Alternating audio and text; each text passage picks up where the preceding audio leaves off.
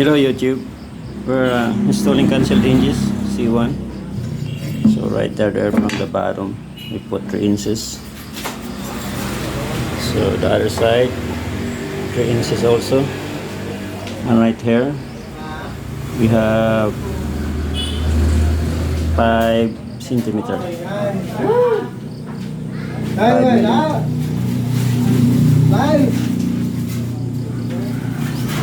And we just put a marking with a portions bit right there, and we use a router to dig it out.